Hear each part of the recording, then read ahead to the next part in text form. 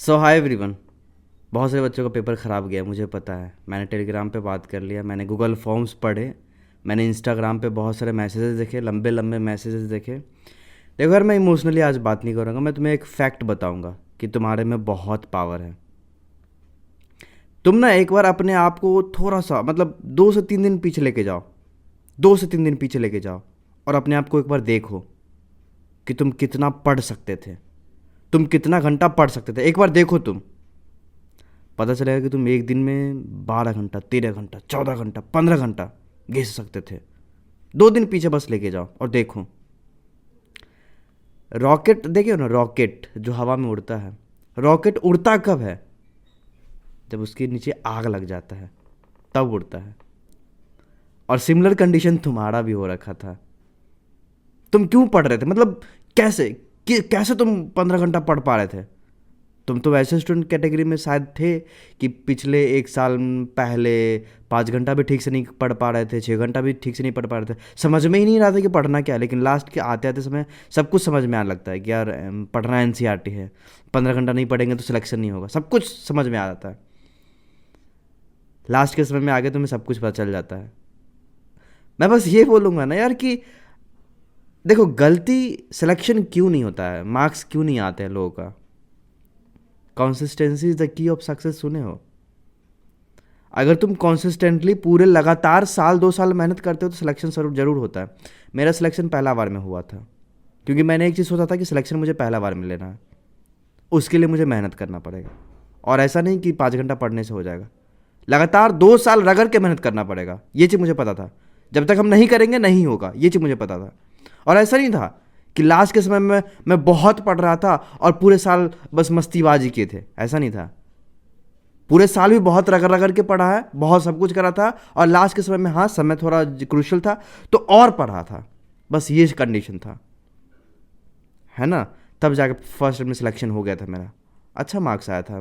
Like मैंने कभी सोचा भी नहीं था वो ऐसा मार्क्स आया था। मैं तुम्हें एक चीज़ बता रहा हूँ कि तुम्हारे अंदर बहुत पोटेंशियल है, बहुत। एक बार खुद को देखो, 2-3 दिन पीछे जाओ और देखो कि तुम कितना पढ़ रहे थे। और अगर वो चीज़ तुम आगे आने वाले समय में अगर ड्रॉप लेते हो, फिर से स्टार्ट करते हो, आने वाले समय में अगर फिर से उसी एनर्जी के साथ अगर तुम स्टार्ट कर लिए और उसी एनर्जी को पूरे 2 साल मेंटेन कर लिए, पूरे 1 साल अगर मेंटेन कर लिए, तो तुम्हारा सिलेक्शन कोई नहीं रोक सकता यार, कोई नहीं रोक सकता। मैंने बहुत सारे कमेंट्स लाइक गूगल फॉर्म पढ़ा, अभी इंस्टाग्राम पे मैसेज पे बात कर रहे तो कल से यही कर रहे यार, मेरा एग्ज़ाम चल रहा है, अभी 2 दिन और एग्ज़ाम है मेरा, थर्ड ईयर का सेमेस्टर एग्ज़ाम चल रहा है, काफ़ी इंपॉर्टेंट एग्ज़ाम है, वो फाइनल सेमेस्टर है। बट फिर भी मैं टाइम दे पा रहा हूँ, थोड़ा दिक्कत है, लेकिन फिर भी हम जितना हो पा रहा हम कर रहे हैं। मैंने गूगल फॉर्म्स पढ़े, मैंने देखा, तो प्रॉब्लम्स पता है कहाँ पे आई? कि भैया मैंने ये नहीं करा था, लाइक मैंने क्वेश्चंस प्रैक्टिस नहीं करा था, मैंने रिवीजन नहीं करा था, मेरे सिलेबस कंप्लीट नहीं हो पाया था, इसकी वजह से मेरा सिलेक्शन नहीं हो पाया। इसमें किसका गलती है बताना? मेरा, तुम्हारे पेरेंट्स का, तुम्हारे टीचर्स का? किसका गलती है? क्यों नहीं करा तुमने क्वेश्चन प्रैक्टिस? क्यों नहीं करा? क्यों नहीं तुमने रिवीजन करा? क्यों नहीं तुमने सही समय पे सिलेबस खुद से कंप्लीट नहीं करा? क्यों तुम बैकलॉग्स लगाए? किसका गलती है? देखो मैं बता रहा हूँ ना कि तुम अगर पेपर में अच्छा परफॉर्म नहीं कर पाए, कोई बात नहीं यार, होता है, बहुत बार नहीं हो पाता अच्छा, लक भी होता है फैक्टर, एंड खुद का भी अपना रहता है यार कि देखो गलती तुम्हारी होगी, कहीं ना कहीं तुम्हारी गलती होगी, तुम ढूंढो ना, एक्सक्यूज से भागो मत, तुम ढूंढो कि क्या गलती था, क्या रीज़न कमी रह गया था, मुझे और क्या करना चाहिए, मुझे कहाँ पे और मेहनत करना चाहिए।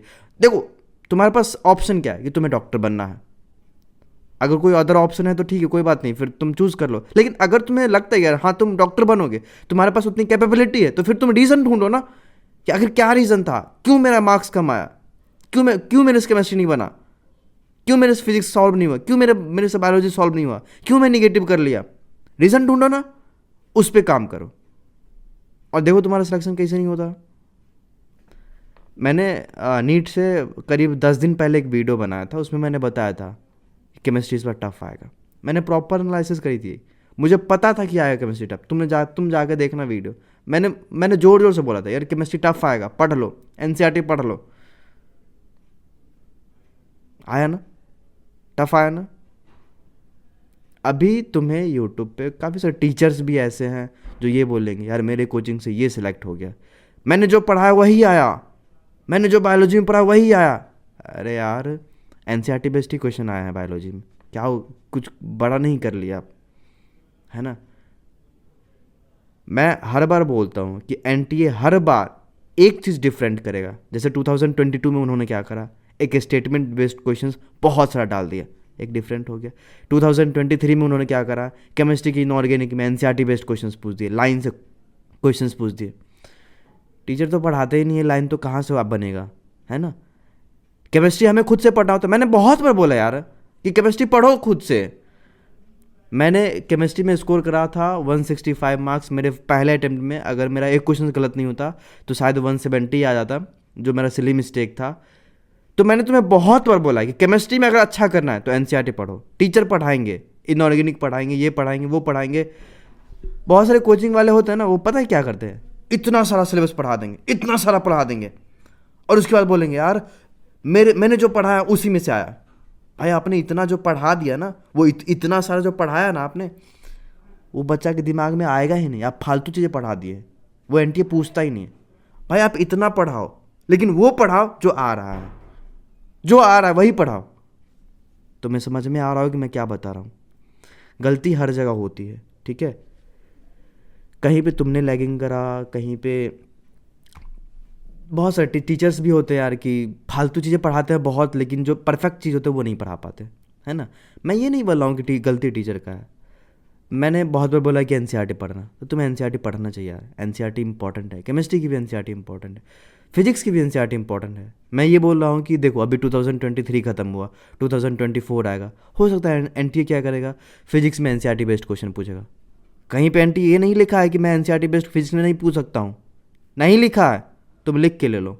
मे भी अगला बार कुछ ऐसा कर देगा, तो तुम उस समय क्या करो, अरे यार मैंने फिजिक्स एनसीईआरटी तो पढ़ा ही नहीं था, मैंने तो बस न्यूमेरिकल प्रैक्टिस करके गया था, ये बोलोगे। मुझे पता नहीं कि ये वीडियो मैं अपलोड कर पाऊंगा कि नहीं, बट मैं जो फैक्ट बता रहा हूँ ना, रियलिटी बता रहा हूँ कि गलती कहाँ पे है ना। सिलेक्शन क्यों नहीं होता है, क्यों नहीं होता है, lack of practice, lack of questions practice, lack of revision, syllabus सही समय पे कंप्लीट नहीं होना, lack of mock test practice नहीं कर पाना, सही से ओएमआर बबलिंग नहीं कर पाना, है ना, टाइम मैनेज नहीं कर पाना, बहुत सारे फैक्टर्स होते हैं जिसकी वजह से सिलेक्शन नहीं होता है। तुम्हें 2024 का जब तुम प्रिपरेशन करना शुरू करोगे, तुम्हें इन सारे फैक्टर्स पे काम करना है ना।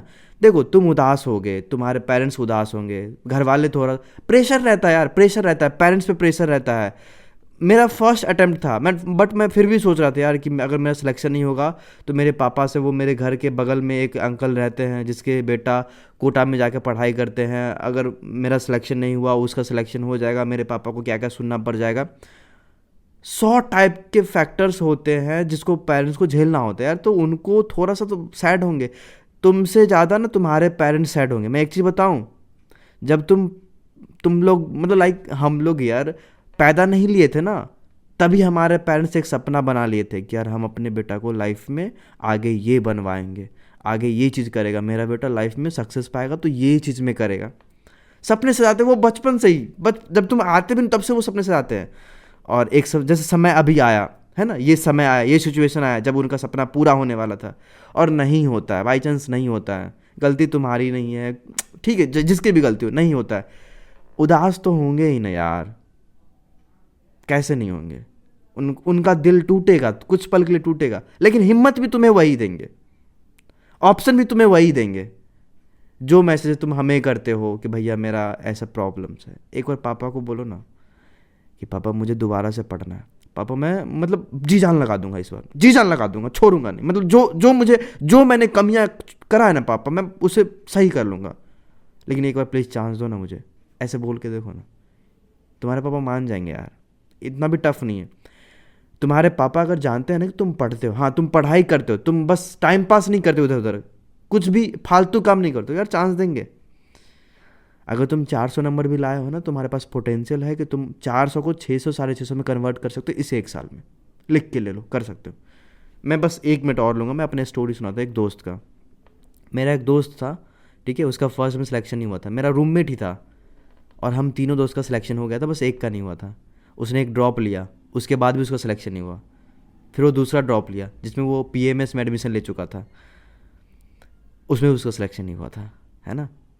और फिर फाइनली वो एक अच्छे रेपुटेड मेडिकल कॉलेज में अभी भी है, कोलकाता के मेडिकल कॉलेज। मैंने एक सेपरेट वीडियो बना था उसके लिए, इंटरव्यू का, मेरा दोस्त था, है ना। वीडियो का हो सके तो लिंक में डाल दूंगा। मतलब सक्सेस होता है ना बहुत बार एक बार में नहीं मिलता है, एक बार में नहीं मिलता। नेचर हमेशा तुम्हें एग्जामिन करेगी कि तुम अभी तक काबिल बने कि नहीं, क्योंकि मेडिकल कॉलेज में आ जाना बस आसान काम, मतलब आ जाने से बस नहीं होता है ना। तुम मेंटली उस लेवल तक प्रिपेयर्ड हो कि नहीं, कि यहाँ का इतना इतना बड़ा सिलेबस यहाँ का झेल पाओगे कि नहीं, तब तुम मेडिकल कॉलेज जाओ, है ना। क्योंकि यहाँ पे भी आने के बाद बहुत पढ़ना है यार, बहुत पढ़ना है। पता चलता है एग्जामिनेशन के समय में, जब आती है एग्जाम तब पता चलता है कि कितना पढ़ना है यहाँ पे, समझे। तो हर एक चीज़ टफ है, हर एक चीज़ टफ है, हर एक फैक्ट मतलब फील्ड टफ है। बस कॉलेज में आ जाने से कुछ नहीं होता है ना। खैर एक बार एक सिक्योरिटी सा मिल जाता है कि चलो हो गया तो आगे कर ही लेंगे, मेहनत कर ही लेंगे, है ना। मेहनत करना सीख गए हो ना तो तुम कभी भी हार नहीं मान सकते हो, है ना। तुम इस फील्ड में नहीं तो किसी और फील्ड में तुम अच्छा कर लोगे। अगर तुमने दोबारा से स्टार्ट करा, अगर तुमने गिव अप नहीं करा, you are not a loser, तुम लूज़र नहीं हो। अगर तुमने गिव अप नहीं करा तो तुम लूज़र नहीं हो, ठीक है। तो आई रिक्वेस्टिंग यू ऑल, इमोशनल मत हो, ठीक है। कहीं ना कहीं तुम्हारा गलती था, कहीं ना कहीं तुमने प्रिपरेशन में थोड़ा सा कम ही रखा था। पूछो ना खुद से, खुद से पूछो, खुद से पूछो यार। पेरेंट्स के सामने चलो झूठ बोल दिए कि यार पापा पेपर टफ आ गया, पेरेंट्स के सामने बोल दिए, कोई दिक्कत नहीं। खुद से पूछो कि तुमने क्या गलती करा था, क्यों कम मार्क्स है, तब तुम्हें आंसर मिल जाएगा और उसी आंसर पे काम करना। आई एम श्योर अगर तुम ऑनेस्टली खुद से पूछ के आगे बढ़े ना, तुम्हारा सिलेक्शन कोई रोक नहीं सकता नेक्स्ट टाइम। लेकिन ऑनेस्ट रहना, खुद से ऑनेस्ट रहना, दूसरों से झूठ बोलो लेकिन खुद से नहीं, ठीक है। और देखना सिलेक्शन तुम्हारा कैसे होगा। All the best, I hope कि तुम काम करोगे, ठीक है। इमोशनल नहीं होना है, काम करो, काम करोगे तभी सिलेक्शन होगा। हो गया 2 दिन हो गया 3 दिन हो गया, लेकिन अब उठो, पढ़ाई करो, ठीक है, पढ़ाई करो।